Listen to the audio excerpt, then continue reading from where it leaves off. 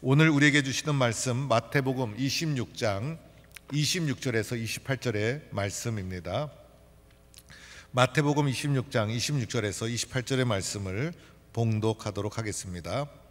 그들이 먹을 때에 예수께서 떡을 가지사 축복하시고 떼어 제자들에게 주시며 이르시되 받아서 먹으라, 이것은 내 몸이니라 하시고 이 잔을 가지사 감사기도 하시고 그들에게 주시며 이르시되 너희가 다 이것을 마시라, 이것은 죄 사함을 얻게 하려고 많은 사람을 위하여 흘리는 바 나의 피 곧 언약의 피니라. 아멘.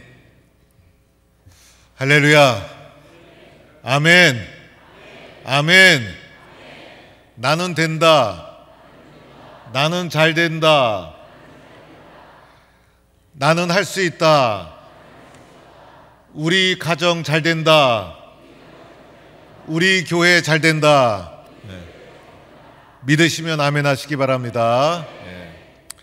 오늘 예배 자리 참 잘 나오셨습니다. 저는 주중에 굉장히 바쁜 한 주간을 보냈습니다. 주일 저녁에는 명성교회 저녁 설교하면서 총회장직 마치게 됨을 이제 축하를 받았고, 월요일 날에는 선교 140주년 이번 총회에 세계 곳곳에 있는 선교사 후손들 또 각 교단이 방문을 했습니다. 그래서 우리 언더우드 4세도 방문하고 그래서 함께 예배를 드리고, 저녁에는 또 초청 만찬을 진행하고, 화요일 날은 총회를 계획하면서 또 신임 총회장에게 총회장직을 넘겨드렸습니다. 그리고 수요일 날은 연세대학교 140주년 기념 국제 심포지움이 있었는데, 또 제가 연세대학교 역사와 우리 교단 역사가 똑같습니다. 언더우드가 연세대학교를 설립했고 우리 교단을 설립한 분이 바로 언더우드라 할 수가 있습니다. 그래서 교단을 대표해서 축사를 하고 또 일정을 마치고 내려오게 되었습니다. 오늘 저는 성례전을 맞이해서 성찬에 대해서 여러분에게 말씀을 드리고자 합니다. 우리 개신교가 가지고 있는 성례전, 예수님이 제정하신 성례전 두 가지를 소중하게 우리는 행하고 있습니다. 캐톨릭은 7가지를 행합니다. 그런데 이 7가지 속에는 문화적인 유산도 있습니다.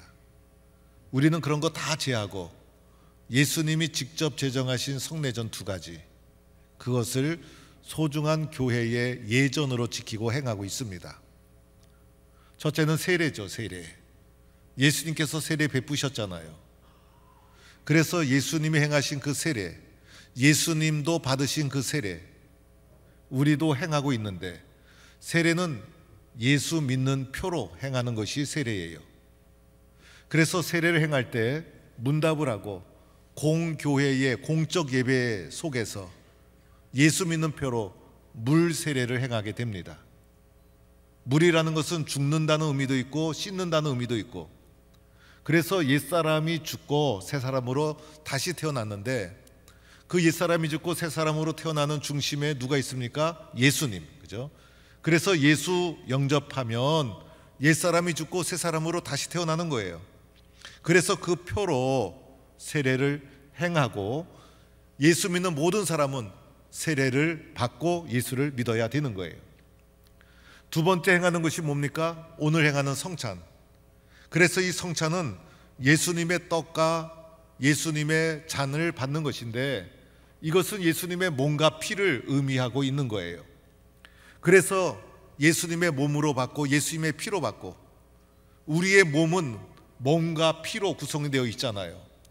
그래서 내가 세상적 삶을 살지만은 예수님의 몸으로 예수님의 피로 이 세상을 살겠다는 결단과 고백이 이 속에 담겨 있다라고 할 수가 있어요. 세례는 일생에 딱 한 번, 그러나 세례 받고 나서 예수 믿는 사람으로 살아가는 가운데 때로는 넘어지고 쓰러지고 실패하고, 그래서 성찬의 삶을 주기적으로 참여하면서 예수 믿는 자로 살아갈 것을 새롭게 결단하는 거예요. 오늘 본문은 예수님이 성찬을 제정하시는 장면이에요. 그런데 이 장면 속에 4가지 동사가 등장하는데, 이 4가지 동사를 통해서 성찬의 정신, 성찬의 의미를 찾아볼 수가 있어요. 첫째는 가지다라는 동사가 나와요. 가지다. 그래서 떡을 떼면서 26절에도 떡을 가지사, 27절에도 또 잔을 가지사, 테이크하다, 가지다. 그래서 가지다라는 동사가 떡과 잔 모두에 사용되고 있다는 거예요. 성찬은 뭡니까? 떡을 받고 잔을 받음으로 말미암아 예수님을 가지는 거예요. 예수님을 소유하는 거예요. 예수님을 내 안에 충만히 받아들이는 거예요. 내 안에 있어야 되잖아요. 내가 복음을 가지고 있어야 되잖아요. 내가 예수님을 내 속에 가지고 있어야 되잖아요. 그래서 성찬은 내가 먼저 가지는 것이다. 예수님을 가지는 것이고, 복음을 가지는 것이고, 말씀을 가지는 것이고, 은혜를 다시 가지는 것이고, 그래서 내가 가져야 나도 믿음의 사람으로 살아갈 수 있는데 가지는 것이다 라는 것을 기억해야 합니다. 우리는 예수님을 가져야 되는데 예수님을 가지지 못했어요. 세상 욕심을 가지고, 세상 욕망을 가지고 그렇게 살아왔던 우리들의 모습을 주님 앞에 내려놓으면서 예수님, 떡과 잔을 받을 때 내 속에 예수님을 가지겠습니다 결단하고 성찬에 대하는 것입니다. 두 번째로는 축복하였다라는 단어가 나와요. 축복하다, 영어로는 blessing이라는 단어이죠. 그래서 26절에도 떡을 가지사 축복하시고 라고 말씀하고 있어요. 그런데 이 축복이란 단어를 다른 번역서에 살펴보니 감사라는 뜻으로도 번역을 해 놓았어요. 그래서 27절에는 잔을 가지사 감사 기도하시고 이렇게 번역을 해 놓았어요. 축복과 감사가 어원이 같다는 거예요. 헬라어로는 유카리스트, 그래서 축복하시고 감사하셨다. 이것이 성찬의 정신이라는 거예요. 예수님은 어떤 분이십니까? 우리를 축복하신 분. 예수님은 어떤 분이십니까? 우리를 갖고 우리를 대하여 감사 기도하신 분. 그래서 우리들도 어떻게 됩니까? 축복하고 감사하는 자가 되어야 하는 거예요. 우리가 살아가는 것 자체가 하나님의 축복이요, 자녀된 것이 하나님의 축복이요, 자녀로 살아가는 것이 감사요. 그래서 우리의 마음속에 하나님, 나도 주님을 본받아, 나도 주님의 축복 가운데 살아가고 은혜로 살아가는데 나도 감사의 삶을 살겠습니다. 다른 영혼을 축복하며 살겠습니다. 그런데 우리가 세상 속에서 축복하지 못하고 감사하지 못하고 이기적인 욕심의 노예가 되어서 시기하고 질투하고 미워했던 우리들을 용서하여 주옵소서. 이제는 주님을 본받아 나도 브레싱, 축복하며 살겠습니다. 감사하며 살겠습니다. 이러한 마음의 자세를 가지고 성찬을 받아들이는 거예요. 이것이 성찬의 정신이라 할 수가 있는 거예요. 세 번째가 있어요. 세 번째는 떼어라는 단어가 나오죠. 이 떼어라는 것은 떡에만 사용이 되었어요.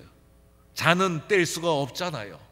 떡이라는 물질을 떼어서, 그래서 떼어라는 단어가 사용되고 있더라는 거예요. 이 떼어라는 것은 브레이크, 찢다, 또는 정확한 원어의 뜻을 보면 산산조각 내다라는 뜻을 가지고 있어요. 이 산산조각 나는 데는 내 것이 아무것도 없어요. 적당히 찢은 것도 아니에요, 조금 찢은 것도 아니에요. 산산조각 나도록 다 찢은 상태를 말해주고 있는 거예요. 예수님이 십자가에서 나를 위해서 조금 고통 받으셨습니까? 예수님 십자가에서 나에게 인색하게 사랑을 주셨습니까? 아낌없이 다 찢으시고 아낌없이 다 나눠주셨어요. 성찬에 나가면서 우리는 찢지 못한 나의 욕심, 이것을 주님 앞에 회개하는 마음으로 성찬에 나가서 주님이 오늘 십자가에서 자신의 몸을 찢으셨듯이, 오늘 찢어서 산산조각 내서 떡을 주셨듯이 나도 내 욕심을 찢게 해주세요. 나도 나누게 해주세요. 나도 산산조각 나게 해주세요. 내가 소유한 이 모든 것은 나만을 위한 것이 아닙니다. 주님이 주님의 뜻대로 사용하라고 축복해 주신 것입니다. 찢는다는 주님의 이 성찬의 정신을 받아들이면서 우리가 성찬을 받아들여야 된다는 거예요. 믿으시면 아멘 하시기 바랍니다.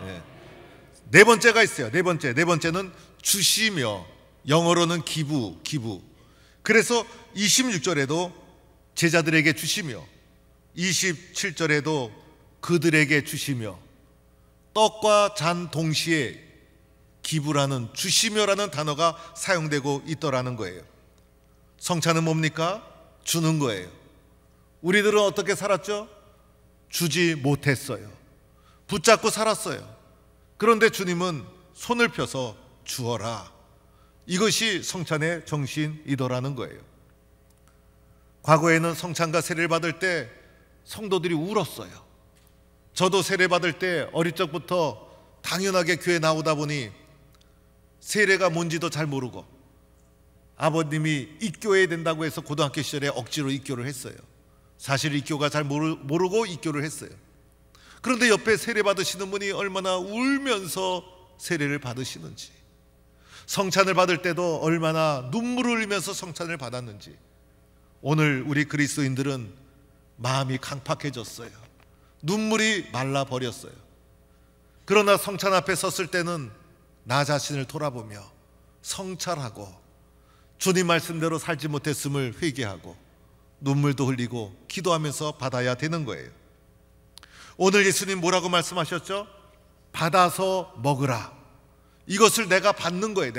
내가 받아서 내 속에 집어넣는 거예요. 또 너희가 이것을 다 마시라. 잔을 받아서 아낌없이 다 마시는 거예요.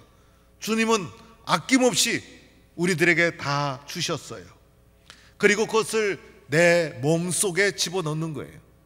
작은 떡이고 작은 잔이지만은 우리가 기도하면서 받을 때는 주님의 살이요 주님의 피다 그러면서 내 몸속에 집어넣고, 나도 세상에 육신을 갖고 살고 있지만은, 내 몸을 갖고 살고 있지만은 이제부터는 내 몸이 아니라 주님의 몸으로 주님의 피로 세상을 살겠습니다 라는 마음을 가지고 기도하면서 귀하게 받고 먹고 마시는 거예요. 성찬을 받을 때도 두 손으로 귀하게, 기도하면서 귀하게, 잔도 귀하게 받으시고 좀 천천히 음미하고 기도하고 회개하고 결단하면서 받아 마시는 거예요. 일부 예배 보니까 어떤 분은 일어나서 받으시더라고요. 일어나서 떡을 받고 좀 이따 잔이 가니까 그분이 또 일어나서 잔을 받고, 일어날 필요는 없어요.